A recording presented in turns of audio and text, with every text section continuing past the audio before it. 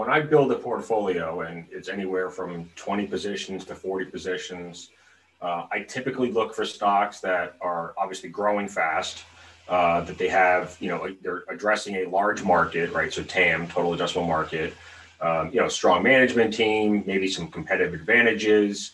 And then if the growth does accelerate, they're able to get some multiple expansion. So anyone that's read the book, 100 Baggers from Chris Mayer, knows that, he talks about the two things that are going to help you find a 100 bagger is what he calls the twin engines, which is growth and multiple expansion. So I traditionally look for those two same things, which is one reason I got out of a lot of stocks that did well in 2020, because I think you're going to start to see some multiple contraction, and I just think that, for a lot of these tech and cloud stocks that did so well last year that are now trading at 40, 45 times sales, I just think that the fundamentals have to catch up to the valuation, or the valuation is going to come down to the fundamentals. And I don't want to be in the middle of that. So, I've turned over my portfolio quite significantly over the last couple months as I've gotten out of the 2020 winners and tried to reposition my portfolio to what I think are going to be the 2021 winners. So I run a newsletter on Substack. Anyone can subscribe for free, or then I also have a paid version of it. The people that are paying get my write-ups right away. The people that are on the free subscription get those newsletters 5 days later. And oftentimes those stocks are moving so fast that if you wait 5 days to get in, you've already missed your, the ideal entry point. Because I do put a lot of emphasis on finding stocks at the right time, at the right price.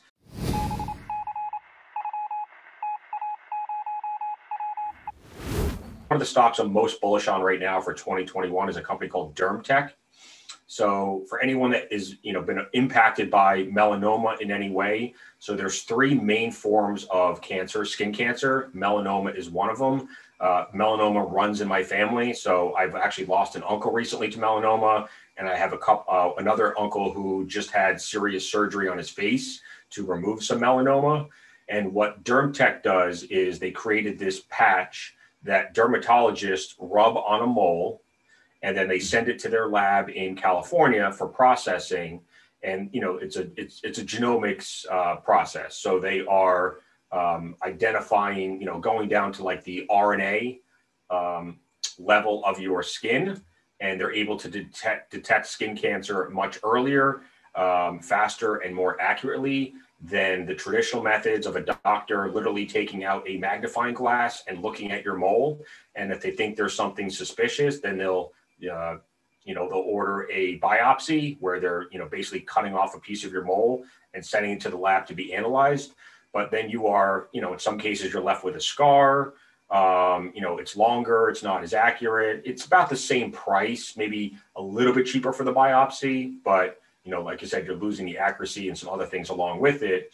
But the problem is that there's over 4 million biopsies done every year, and 90% of them come back negative. So 90% of the people that actually got biopsies didn't need to get a biopsy. The doctor was obviously being cautious, but they were wrong. Whereas if you'd use this non-invasive patch to rub it on the mole, which then pulls off some of your skin, like it doesn't hurt. We're talking like, literally microscopic pieces of skin, sending it to the lab to be analyzed, then they can get an indication of whether or not there's something to actually be nervous about. So, we're talking a massive, massive total addressable market. The company's also developing other patches and non-invasive solutions for other types of skin cancer, as well as other skin diseases like psoriasis and acne. This company, it's such an early stage company. They came public last year via a SPAC, very undercover. There's only 3 analysts out there that actually cover the company. One analyst just came out the other day and raised his price target from 29 to 49. The stock's trading in the mid 40s right now, which is actually my largest position as of yesterday. I did a write-up on it last week. As I learned about it a couple weeks ago, just got super excited. If anyone knows the stock EXAS, which is Exact Sciences, if you look at the chart, this stock was trading in single digits 5 years ago, and it's now a $150 stock. So this thing's gone up about 20x in 5 years, which is what I think DermTech could do. Because clearly, if you can, if you can detect skin cancer faster, cheaper, more accurately, and since it's non-invasive, people are not like intimidated to go to the doctor, because like no one wants to get a biopsy, especially if you know there's a 90% chance it's going to come back negative. So, and then that opens the door for, you know, kind of like a DTC product, right? Direct to consumer, where they can mail these kits to the consumer. They can put the patch on themselves, put it back in the box, ship it back to California, and you don't even have to have a dermatologist involved. So it just, there's so many elements to this company that I love. And I just think this thing is going to be a monster for the next few years, which is why it's my biggest position. So when I build a portfolio, I mean, the stocks that I'm the most bullish on are typically going to be at the, you know, the larger allocations. But then I also have to be mindful of like, okay, what's the downside? What, you know, what if they miss estimates, or you know, like in the case of DermTech, you know, the big catalyst that they just got through was, so Medicare is now going to do full reimbursement on the test, which costs $750 or $760. So that was a huge win. And then the National Cancer Association, or it's NCCN, I think it's the National Comprehensive Cancer Network. They just came out with their full gold standard, you know, stamp of approval. So the NCCN is a nonprofit that is backed by the 40 largest cancer institutes in the world. And, you know, they follow the recommendations of the NCCN. And this is like now the more desirable way for dermatologists to, you know, try to detect skin cancer in patients on suspicious moles, or what they call, it's actually called a pigmented lesion instead of a mole. Like that's the scientific term for it. So a PLA is a pigmented lesion assay. Super interesting company. And then, so my other top holdings, so Upstart, I wrote about a few weeks ago in my Substack newsletter. So one of the founder came out of Google, started the company about 8 years ago as what they call P2P, so person-to-person lending. And it really wasn't taking off the way that they wanted to. They were getting ready to run out of money from their investors. So they decided to pivot into what they're doing now, which is an AI-powered underwriting platform. So they developed this AI model with 1,600 data points. And then they essentially license it out or white label it to banks. So banks can now do their personal lending, you know, do that underwriting through Upstart's AI model. So it's, once again, just like DermTech's patch, you know, it's more accurate, it's non-biased, there's way more data points. You know, the traditional FICO score, which is what currently powers most underwriting, you know, processes, is like 12 or 15 different data points on a consumer, or, you know, whoever's applying for that loan. So what Upstart is able to do with AI and machine learning is just way more powerful and accurate. And then on top of that, because it's way more accurate, I guess, I think that's the word I use, but so they're able, so in the 10 or 12 partner banks that they have right now, they're able to approve more than twice as many loans while keeping the default rate at the same, you know, at the same level. So like, so now they can, you know, and by doubling the amount of loans that you're giving out, you're doubling the revenue for the bank, but you're not losing any more money. You're keeping the default rate at, you know, 5%. So that's extremely important. That is a massive revenue generator or driver for these banks. And then, you know, now they'll start onloading additional banks that want to use an AI model for their underwriting, rather than having, you know, two bozos in the basement of the building, you know, looking at all these freaking applications and deciding, you know, who gets approved and who doesn't. Like, why the hell should humans even be involved in that process when you have powerful computers and AI models that can do it instead? And then they're going to take that AI model and use it for auto loans, and then mortgages, and then other types of, you know, the credit world. So, I mean, I think this company is just getting started. I mean, right now the market cap, so when I put it in my newsletter, I think the market cap was around 3 or 4 billion. It's now up to 4.5 billion, because the stock's up about 50% since it went into my newsletter a few weeks ago. But I mean, I think this is the type of company that could easily 10x over the next 5 years. Another stock I loved coming into the year that I wrote about on December 31st in my newsletter was Futu. So Futu is like the Robin Hood of Asia, based in Hong Kong. grew revenues last year at 150%. They'll probably grow revenues this year at 75%.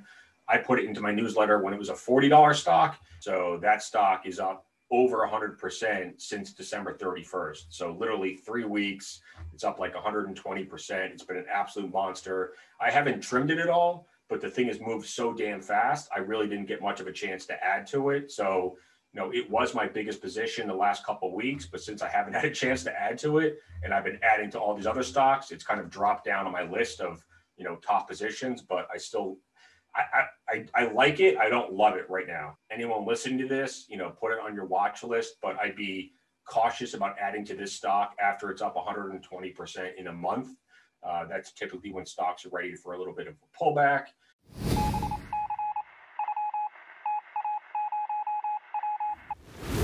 I think Exact Sciences is probably one of the best examples. So Exact Sciences, so the stock's gone up 20x in 5 years.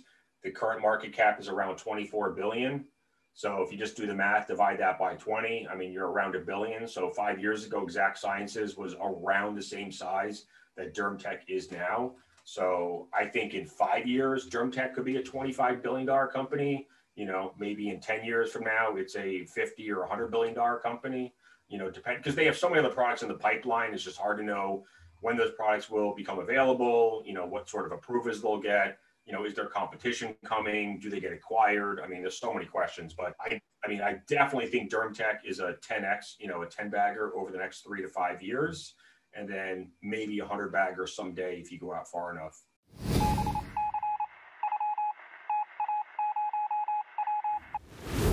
They'll do about $6 million this year. 2020. But that was also, a COVID year, the pandemic. A lot of people weren't able to go in and see their dermatologists. The sales reps, they've doubled the size of their sales team. But if the sales team can't go into the dermatology offices and present the product, it's a little bit harder to, build traction. So they've kept hiring people. They've been doing a lot of webinars with these dermatologists and oncologists. So there was clearly some pent up demand. So you saw some of that come through in Q4. So if they process as many patches in 2021 as they did in Q4, they'll double the estimates for this year, because right now the revenue estimates for 2021 are 12 million, up from 6 million last year. So if they process as many patches this year as they did in Q4 annualized, they'll double the estimates for this year. If they process as many patches this year as they did in just December annualized, with no extra growth, just that number annualized over 12 months, they'll triple the estimates for this year. So that's what's going to get this stock moving is, the sales reps getting out to the dermatologist, getting this patch on their radar screen, the dermatologist recommending the patch before the biopsy, and then their facility in California processing, thousands and thousands of these patches every week. So I think, the estimates for this year are way too low at 12 million. My guess is that they come in somewhere between 25 and 30 million. And then it could easily double that or triple that the next year and the next year. So, I think this company gets to $100 million in revenue in the next maybe 2 years, but I expect them to keep growing at least 100, maybe 200% for the next 3 or 4 years. Yeah. And I was going to say $1 billion valuation on like 12, 20 million of revenue is super high. But if you look at Exact Sciences, it's you have to look at, so if there's 4 million biopsies every year in the US, and they're obviously not going to convert 100% of those into the patch before the biopsy. But let's just say, they convert a third of them. So, 4 million times a third is, so 1.3 million times 760. So that's $1 billion of revenue right there. So if they converted a third of those biopsies to the patch before a biopsy, and to be honest, it should be 100%. No one should go get a biopsy until they've had the patch done.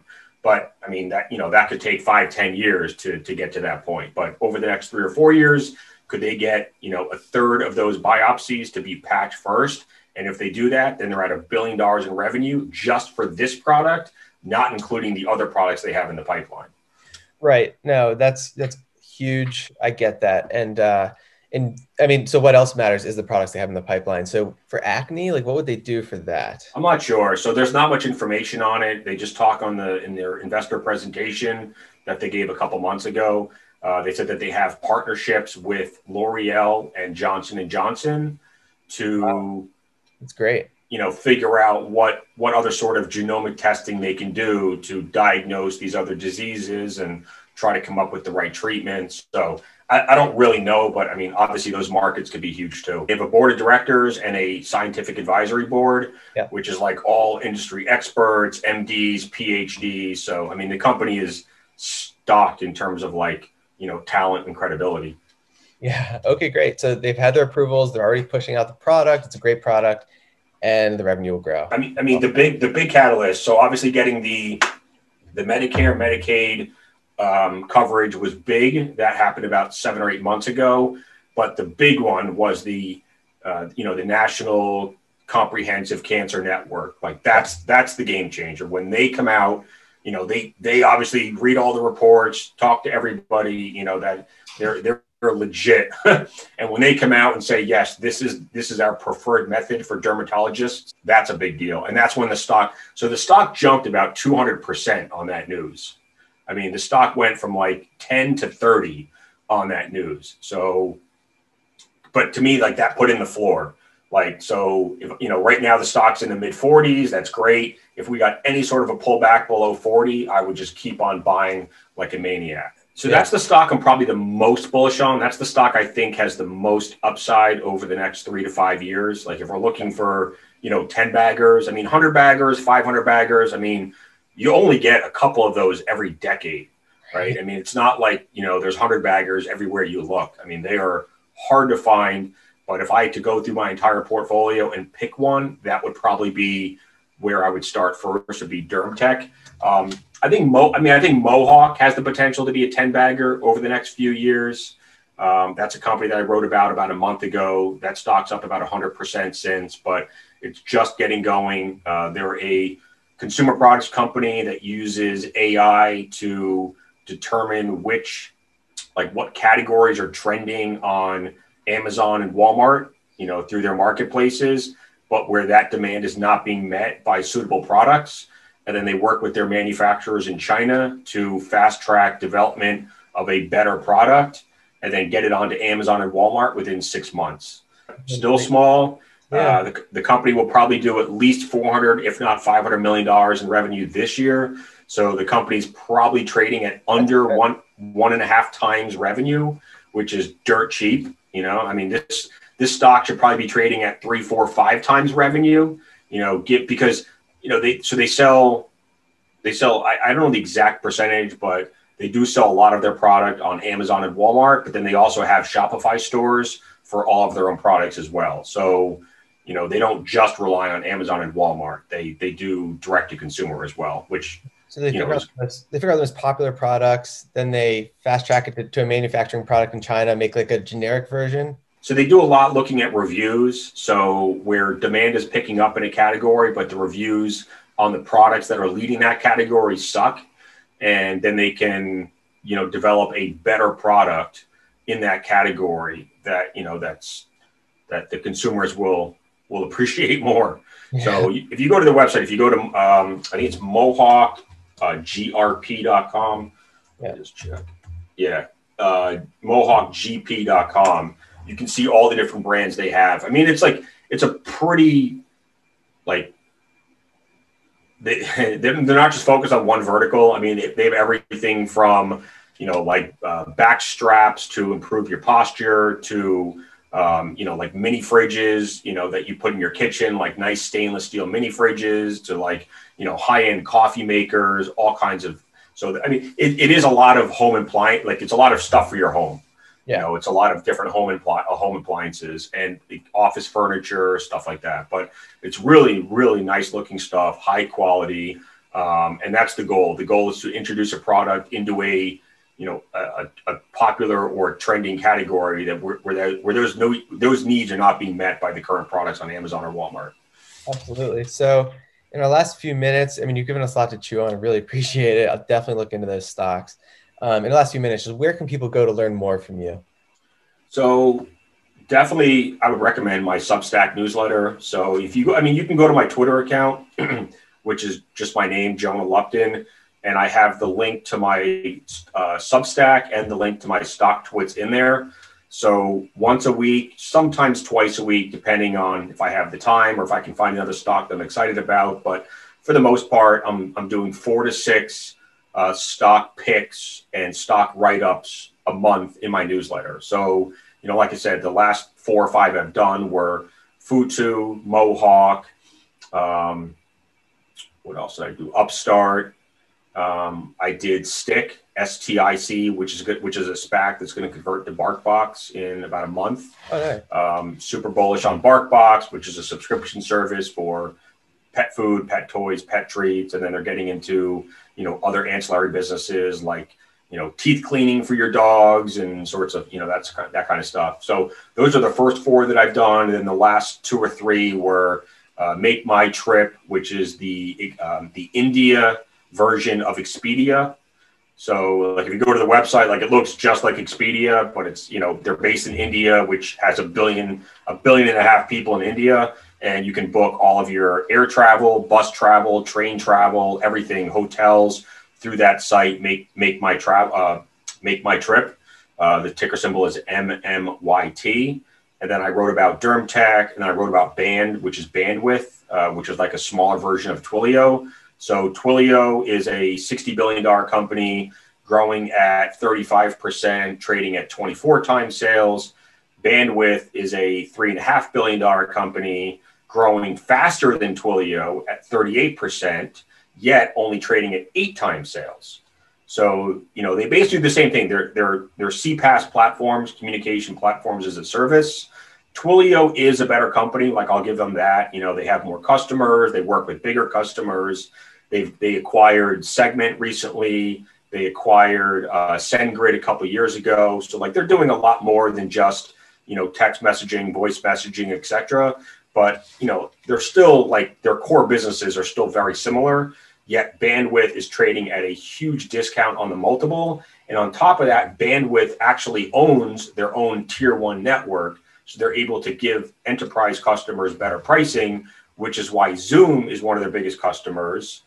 Same with Microsoft and Google. And I think if Band's stock price doesn't start moving faster, then someone's going to come in there and just buy them for, 11, 12 times sales, because the company's already profitable. So, and they just acquired a company over in Europe, a CPaaS company over there at, I think, 5 or 6 times sales. Now, the company's only growing at 25%. I get that, but still like a very reasonable acquisition at a good price versus Twilio just went out and bought Segment for 20 times sales. So I just think Bandwidth, like if you're looking for exposure to the cloud, the cloud industry still, and you want a cloud company that's growing at 38%, yet only trading at 8 times sales, Bandwidth would be a great place to start versus paying a premium for Twilio or going after like a Fastly or Netflare, Cloudflare, where those stocks are trading at 30, 40, 50 times sales. So The ticker on Stick was what? STIC? STIC, which is going to convert to BARK whenever that merger comes through. So the enterprise value was around $1.5 billion. But in terms of multiples and growth rates, I mean, the company's going to grow at 50% a year. And so Chewy, right? Everyone knows Chewy, right? Pet food delivery. Chewy's a $50 billion company right now, trading at the multiple is actually reasonable, but their gross margins are so low because they're just selling other people's products. What BarkBox does, I mean, so in the beginning, BarkBox was doing these subscription boxes every month, but they were putting other people's products into those boxes. And then they realized that the margins sucked. So they decided to start making their own products. So now they design and develop and manufacture their own products that go into those boxes. So instead of having gross margins of 25%, now they have gross margins of 60%. and they already have 1 million paying customers every single month. Great. So Wow. it's a good business. It's a repeatable business. Customer retention rate is 95%, super sticky. You know, people love their pets. They spend on their pets. You know, at the end of the day, having to go to the pet store every week or every 2 weeks is one more errand that you don't have to worry about now if you're just doing a subscription service. And like I said, I mean, they're getting into these other ancillary businesses like teeth cleaning. And I wouldn't be surprised if we got an announcement soon that they're going to get into like the cat business with, let's just call it like Meow Box, where every month you pay $25 and you get, cat food or cat treats and cat toys and stuff like that. I'm almost surprised they haven't done it yet, since so many people that own dogs also own cats. So I don't know. We'll see.